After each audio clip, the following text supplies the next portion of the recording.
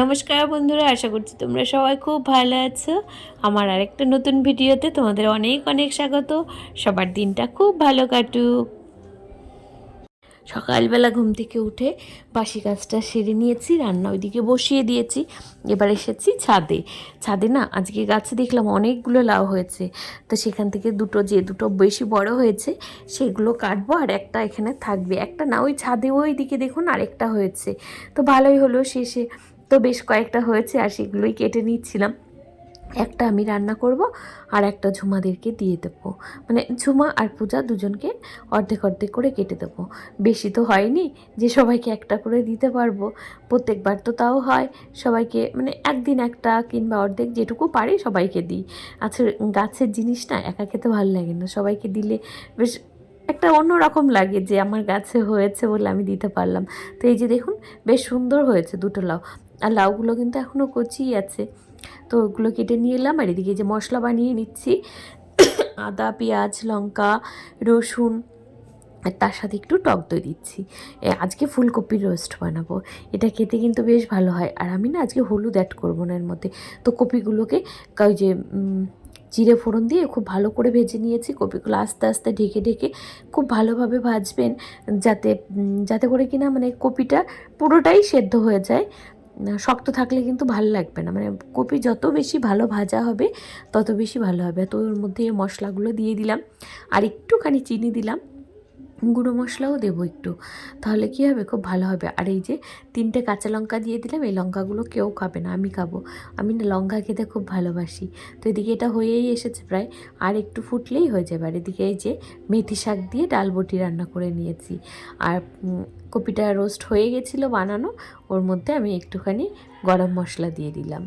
এই তো এই যে দেখুন রেডি হয়ে গেছে, এবার নামিয়ে নিচ্ছি। খুব ভাল লাগে খেতে, আর আমার মাম্মাম তো এটা খেতে খুব পছন্দ করে, যার জন্য। আর এটা রুটি দিয়ে খেতেও কিন্তু বেশ ভালো লাগে। আলু দিইনি, আলুও দিতে পারেন চাইলে। আর এদিকে যে লাউটা কেটে নিয়ে এসেছিলাম, তো সেই লাউটাই এখন রান্না করব, তার জন্য লাউটাকে বসিয়ে দিলাম। এটা কিন্তু মানে জল নুন তেল কিচ্ছু দিইনি এর মধ্যে, শুধু কড়াই বসিয়ে তার মধ্যে লাউটা মানে কুচি কুচি করে কেটে একটু লবণ আর লঙ্কা দিয়ে একটুখানি ভাপে বসালাম। এবার কী হবে, লাউ থেকে না বেশিরভাগ জলটা বেরিয়ে যাবে, জল বেরিয়ে গেলে লাউ খেতে বেশ ভালো লাগে। আর ওর মধ্যে এই যে কড়াইতে এবার একটুখানি ফোড়ন দিচ্ছি রাঁধুনি, আর রাঁধুনিটা একটুখানি ভাজা ভাজা হয়ে এসেছিলো, তারপরে তেল দিয়ে দিলাম।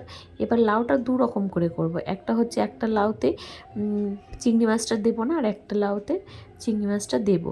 চিংড়ি মাছ না কখনো শুধু তেলে ভাজতে যাবেন না, তাহলে মাছগুলো শক্ত হয়ে যাবে, তার জন্য একটু জল মিশিয়ে দেবেন তেলের ওপরে, তাহলে বেশ ভালো হবে। আর ওই লাউ প্রায় হয়ে এসেছিলো নরম, এবার ওর মধ্যে চালের গুঁড়ো দিয়ে অর্ধেকটা লাউ তুলে নিয়েছি, আর অর্ধেকটা লাউতে দিয়ে দিলাম চিংড়ি মাছ। এই যে আরজাবুড়ি বসে আছে আমার সাথে গল্প করছে, দিয়ানকে ঘরে রয়েছে ওরা। তো রেডি হয়ে গেল। এই যে এই সাইডে দেখুন বরের আর মেয়ের জন্য লাউ রেখেছি, আর এদিকে আমার বাবার দিয়ান সবাই মিলে ওটা খাবো। স্কুলে দিয়ে এসেছি, ওর পাপা স্কুলে চলে গেছে, মামাম এখনও আসেনি। তো পাপার এই লুঙ্গিটা একটুখানি এক জায়গায় বেঁধে ছিঁড়ে গেছে, তো সেটা একটুখানি সেলাই করে দিই। এখন আর বেশি পড়ে না, 2-1 সময় তো পড়ে বাড়িতে।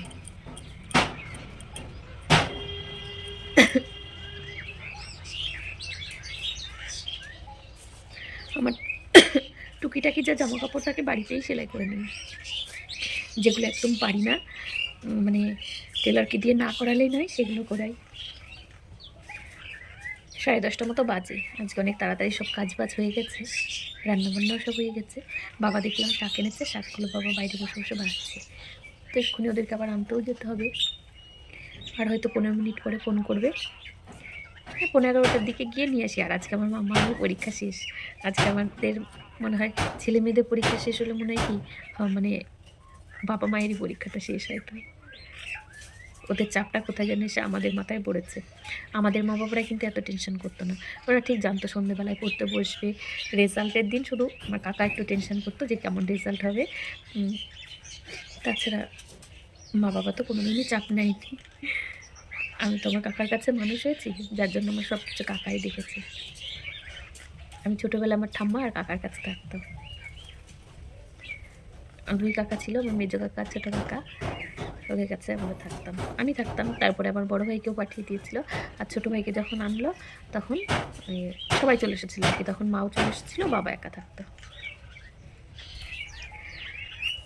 তো চলো, সেলাই করা হয়ে গেল, একটুখানি ছিঁড়ে গেছে, খুলে গেছে। তো নিতে এসেছিলাম দিয়ানকে, আর তার আগে দোকান থেকে একটুখানি পরোটা নিয়ে গেলাম আর কয়েকটা প্যাটিস বলে এখানে, তো ওই টাইপের মিষ্টি নিয়ে যাচ্ছি। মামামের আজকে পরীক্ষা শেষ, তো ও খুশি হয়ে যাবে পরোটাটা দেখলে। না বাবা, ললিপপ কেনার তো অত টাকা নেই।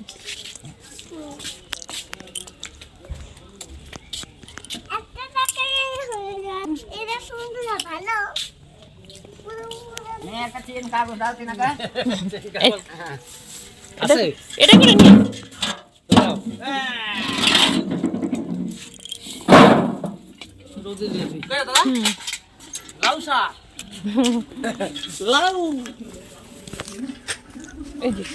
ম্যাডাম ম্যাডাম সাহায্য ম্যাডাম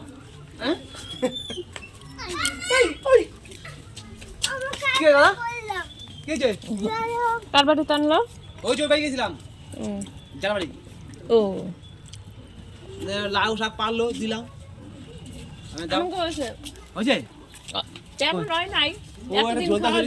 প্রথম হলো না লাউ, এইবার প্রথম হলো।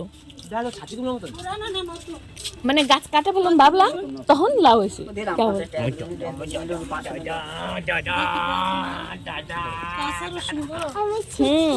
এই সব কটা নিয়ে যান, যে কটা আছে নিয়ে যাও। 1 বছর খাবে, অসুবিধা নেই। 1 বছর খাবে, খারাপ হবে না, কষ্ট হবে না তো? না না না না, রেখে দাও গা।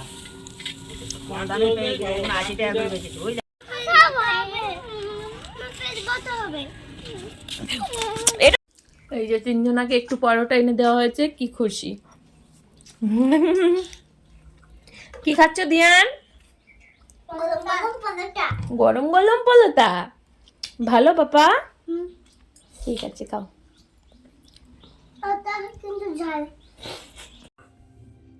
তো সব কাজ গোটাতে গোটাতে তারপরে স্নান দান করে এখন এসেছি এই যে ওদেরকে ভাত দেব, আমিও খাবো। অনেক দেরি হয়ে গেছে, ওরা তারপরে স্নান করালাম, খাওয়ালাম। ওরা তো স্কুলে গেছিলো, তখন ভিডিও করা হয়েছিল, তারপরে আর করা হয়নি। তো এই যে এখন সবার জন্য ভাত বেড়ে নিচ্ছি, মাম্মামকেও দিয়ে দিলাম, ওদের দুজনার জন্য। সবসময় আমি এক থালাতেই খাওয়াই, আলাদা করে আর খাওয়াই না।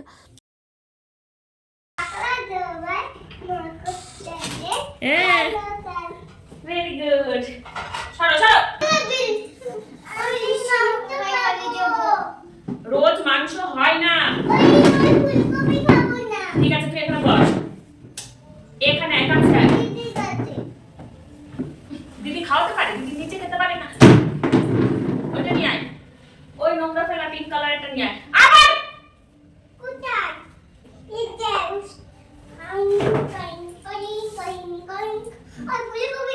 এটা ফুলকপি না, এটা ডাল। তুই থাকো লাগাও, তুমি ডাল খাবে না, তুমি ফুলকপি খাবে না, কি খাবে তুমি? আর তুমি সারাদিন মাংস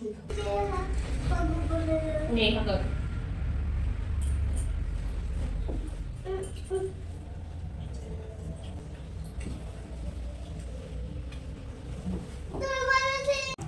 তো এই যে আমাদের খাওয়া হয়ে গেছিলো, এবার বাবার জন্য একটু শাক রান্না করছি।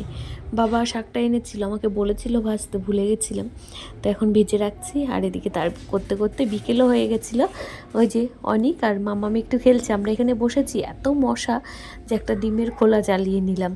ডিমের খোলা বলতে ডিমের ওই যার উপরে থাকে না, প্লেটটার উপরে, সেই প্লেটটা একটা জ্বালিয়ে নিলাম, তাহলে মশাগুলো অন্তত এখানে থাকবে না, মশাগুলো চলে যাবে। মশাতে না খুব জ্বালাতন করছে কদিন ধরে। তাই যে এবার সন্ধেবেলা আবার বসেছি আজকে ফুচকা নিয়ে। মাম্মামকে আগেই বলেছিলাম যে তোর যেদিন পরীক্ষা শেষ হবে সেদিন আমরা সবাই মিলে ফুচকা খাবো। তো দইটা আনা ছিল 2-3 দিন আগে, এমনিতে খাওয়া হয়ে গেছে 1 কিলো দই, আর একটুখানি ছিল, তো ওটা দিয়েই দই ফুচকা খাবো। তো তো সবাই দিয়ান আমরা খেতে ভালোবাসি দই ফুচকা, মাম খেতে ভালোবাসে জল ফুচকা। তো ওর জন্য প্রথমে এই দই মানে জল ফুচকাগুলোও খাচ্ছিল, আর ওর পাপা আমাদের সবাইকে বানিয়ে দিচ্ছে, অথচ নিজে খাবে না। যেহেতু দইয়ের মধ্যে আমি চিনি দিয়েছি, একটু টক দই ছিল কিন্তু তাও ও খাবে না। চিনি দিয়েছি বলে ও একদমই খায় না। সুগার ধরার পর থেকে মিষ্টি এত অ্যাভয়েড করে, একটা মিষ্টিও মনে হয় এখন অবধি খায়নি। আজ 5 মাস হয়ে গেল প্রায়। তো দইগুলো মানে দই না, ফুচকাটা বেশ ভালোই লাগছিল খেতে। আর ভিডিওটা আজকের মতো এখানেই শেষ করছি। সবাই খুব ভালো থাকবেন, সুস্থ থাকবেন। দেখা হবে পরের একটা নতুন ভিডিওতে খুব তাড়াতাড়ি। আর এই ছিল আজকে আমার সারাদিন। জানি না কতটা শেয়ার করতে পারলাম। যদি ভালো লাগে চ্যানেলটা একটু সাবস্ক্রাইব করে আমার পাশে থাকবেন।